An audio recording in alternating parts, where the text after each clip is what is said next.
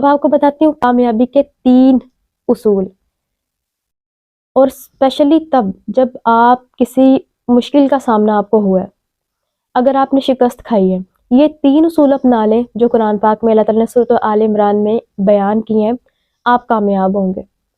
وہ کون سے اصول ہیں؟ سورۃ آل عمران آیت نمبر 139 میں اللہ تعالیٰ فرماتے ہیں وَلَا تَهِنُوا وَلَا تَحْزَنُوا وَأَنْتُمُ الْأَعْلَوْنَ إِن كُنتُم مُؤْمِنِينَ وَلَا تَهِنُوا، اور تم ارادے کی کمزوری ظاہر نہ کرو۔ وہن کہتے ہیں ارادے کی کمزوری، یعنی کہ پہلا شکست کا جو اثر ہوتا ہے وہ انسان کی نفسیات پہ، انسان کے ذہن پہ، انسان کے دل پہ پڑتا ہے۔ وہاں جب ارادے کی کمزوری آ جائے تو آہستہ آہستہ پھر انسان کا سوچ اس کے عمل تک اثر انداز ہوتی، وہ کام خراب کروا دیتی ہے۔ تو اللہ تعالیٰ نے سب سے پہلے جڑ کو پکڑا۔ اللہ تعالیٰ فرماتے ہیں وَلَا تَهِنُوا، ارادے کی کمزوری ظاہر نہیں کرنی، اپنے اندر بھی اس چیز کو، خود کو بھی نہیں یہ شو کرنا کہ نہیں ایسا نہیں ہو سکتا، یہ میں کمزور ہو گیا ہوں، نہیں، خود کو بھی ایسے نہیں کرنے دینا۔ اس کے بعد وَلَا تَحْزَنُوا، اور تم نے غم نہیں کرنا۔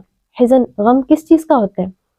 حزن ہوتا ہے وقت کے حالات کا، جس حالات میں ہم بیٹھے ہیں، یعنی کہ انسان کے ساتھ غلط ہو گیا لیکن ان چیزوں کو لے کر اب غمگین نہیں ہونا۔ عجیب بات ہے، جس سچویشن میں ہم ہیں، ہمارے ساتھ اگر خسارہ ہمارا ہوا ہے، غمگین تو ہوتے ہیں۔ تو آگے اللہ تعالیٰ فرماتے ہیں وَلَا تَحِنُوا وَلَا تَحْزَنُوا وَأَنْتُمُ الْأَعْلَوْنَ، کیونکہ تم غالب آؤ گے، اس لیے غمگین نہیں ہونا۔ لیکن ایک ساتھ ایک شرط بتا دی، تم غالب آؤ گے صرف ایک صورت میں، ان کنتم مؤمنین، اگر تم مومن ہو، اگر تم ایمان لانے والے ہو۔ تو وہن کا اور غم کا تعلق ڈائریکٹلی ایمان سے جوڑ دیا، کیونکہ اگر انسان کے پاس ایمان ہے تو اس کو پتہ ہے کہ پاسبلٹیز بہت زیادہ ہیں۔ ٹھیک ہے، اگر وقتی طور پر میرا اتنا وقت ضائع ہو گیا یا میں ابھی مجھے شکست مل گئی، لیکن میں غالب آ سکتا ہوں، میرا اللہ تعالیٰ پر ایمان ہے۔ اللہ تعالیٰ پر ایمان آپ کو وہن سے کیسے نکالے گا؟ فار ایگزامپل، آپ مشکل حالات میں گرے، آپ نے کہا میرا اللہ تعالیٰ پر ایمان ہے، یعنی یہ حالات جو آج میرے ہیں یہ چینج بھی ہو سکتے ہیں۔ اللہ تعالیٰ کسی چیز کا ارادہ فرماتے تو اس کو کہتے ہیں ہو جا، تو وہ ہو جاتی ہے، اس چیز پر انسان کا یقین۔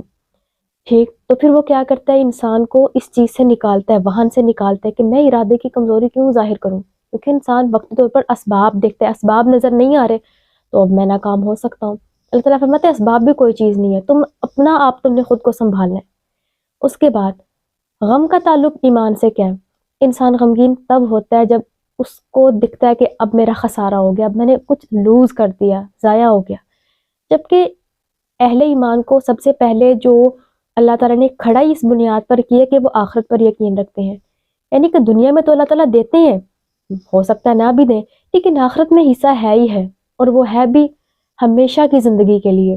تو جب یہ دونوں چیزیں ایمان کے ساتھ مل جاتی ہیں تو یہ 3 بنیادیں ایسی ہیں کہ انسان شکست کے بعد اگر ان دونوں کو اپنے اندر سما لے، ان دونوں پر کوشش کر لے، عمل کر لے، تو انسان دوبارہ سے کامیابی کے لیے کھڑا ہو کر اس دنیا اور آخرت میں کامیاب ہو سکتا ہے۔